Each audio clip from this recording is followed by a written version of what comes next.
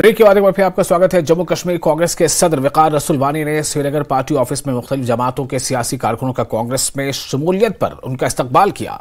वकार रसूलवानी ने कहा कि इंडिया अलायंस कश्मीर से 3 और जम्मू से 2 सीटों समेत तमाम 5 सीटें जीत रहा है। उन्होंने कहा, यह उनका वादा है, उनका दावा है। उन्होंने कहा कि पीएम मोदी कश्मीर में तरक्की के बुलंद बाग दावे कर रहे हैं, लेकिन वो इलेक्शन लड़ने और उम्मीदवारों को मुंतखब करने से डरते हैं। वकार रसूलवानी ने कहा कि बीजेपी जानती है कि वो बुरी तरह शिकस्त से दोचार होंगे। उन्होंने कहा कि अलायंस जम्मू कश्मीर में बड़े मार्जिन से जीत रहा है और सियासी फायदे के लिए लोगों को तकसीम करने वाली कुव्वतों को शिकस्त होगी।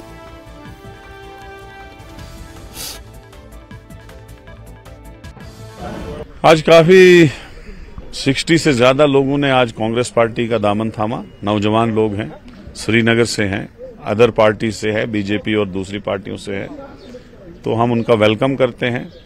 और यहाँ पे जो इस वक्त इलेक्शन चल रहा है, उस इलेक्शन में हम अपने India alliance partner national conference की पूरी सपोर्ट कर रहे हैं। तो मुझे यकीन है यहाँ की 3 सीटें, जम्मू की 2 सीटें भी हम इंशाल्लाह जीत जाएंगे। किस तरह का कॉन्टेस्ट देख रहे हैं? इंडिया गठबंधन को कहाँ पे देख रहे हैं इस इलेक्शन में?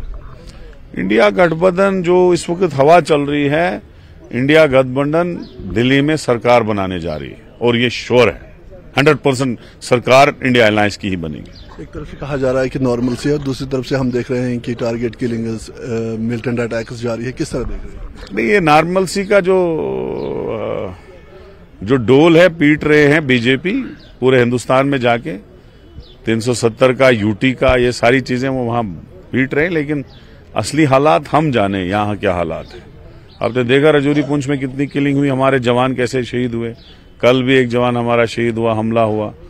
कोकरनाग में इतना बड़ा सानिया हुआ, तो टारगेट किलिंग हुई, कश्मीरी पंडितों की किलिंग हुई।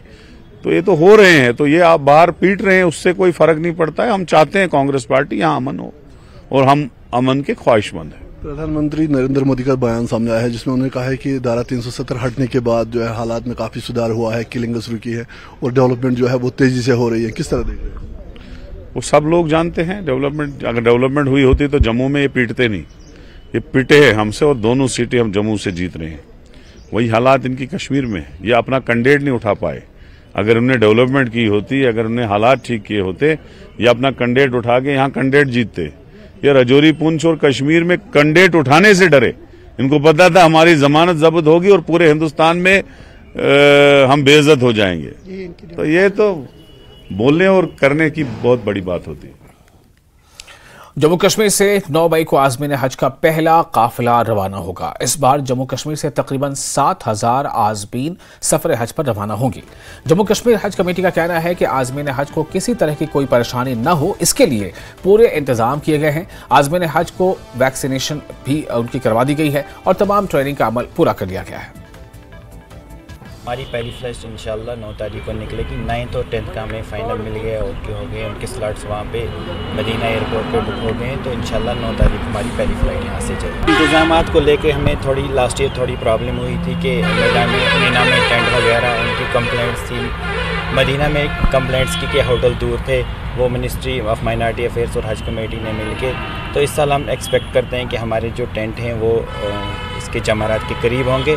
तो जोन नंबर 2, 3, 4 में हमारे टेंट होंगे मिना में, और यहाँ मदीना शरीफ में हमें तमाम हुज्जाज किराम इंशाल्लाह मरकज़िया में ही रहेंगे जो विदन 400 मीटर्स हैं हरम पाक के। हज जो है इत्तेहाद व इत्तेफाक बैनुल मुस्लिमीन, और ये एक अल्लाह ताला की तरफ से एक इनायत है मुसलमानों के लिए कि वो हज के लिए जमा होते हैं, कि जहाँ पे न सिर्फ मुसलमानों के बल्कि जो वैसे तो इंसान जो है उनके लिए जो है दुआएं की जाती हैं। जम्मू कश्मीर से 9 मई को आज़मीन हज के साथ पहली फ़्लाइट रवाना होगी। तमाम तैयारियां मुकम्मल कर ली गई हैं, हाजियों को ट्रेनिंग दे दी गई है और वैक्सीनेशन का काम भी मुकम्मल कर लिया गया है। लगभग जम्मू कश्मीर से 7,000 हज यात्री इस बार सफ़र हज पर रवाना होंगे। कैमरामैन आफाक के साथ मैं कासिर इरफान, न्यूज़ 18 के लिए। और फिलहाल एक छोटा सा ब्रेक लेते हैं, चल हाजिर होंगे।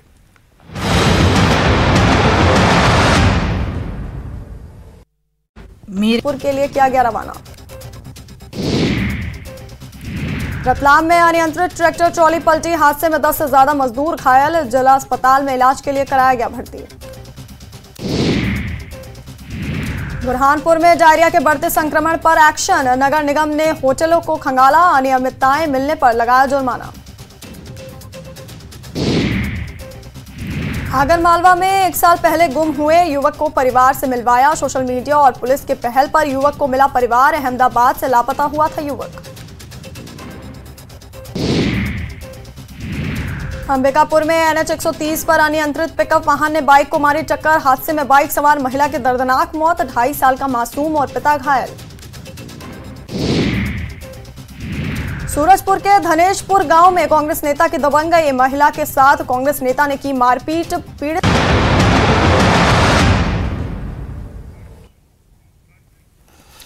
ब्रेक के बाद फिर आपका स्वागत है। हरिद्वार लिफ्ट इरिगेशन स्कीम पर करोड़ों रुपए सर्व करके मुकम्मल किया गया है। अवाम के मुताबिक ये स्कीम अवाम के लिए किसी काम की नहीं आ रही है। बूचू इलाके के लोगों का कहना है कि मरहूम शेख मोहम्मद अब्दुल्ला के दौर से अभी तक इस स्कीम पर करोड़ों रुपए बहा दिए गए हैं और अब ये स्कीम भी मुकम्मल हो चुकी है। किसानों का कहना है कि बदकिस्मती से इस काश्तकारी के सीजन में भी स्कीम से आबपाशी के लिए पानी की एक बूंद भी दस्तयाब नहीं है। लोगों को 3 किलोमीटर दूर से पानी लाना पड़ रहा है। मकामी लोगों ने LG इंतजामिया से स्कीम को फौरी तौर आवाम के नाम वक्फ करने की अपील की है।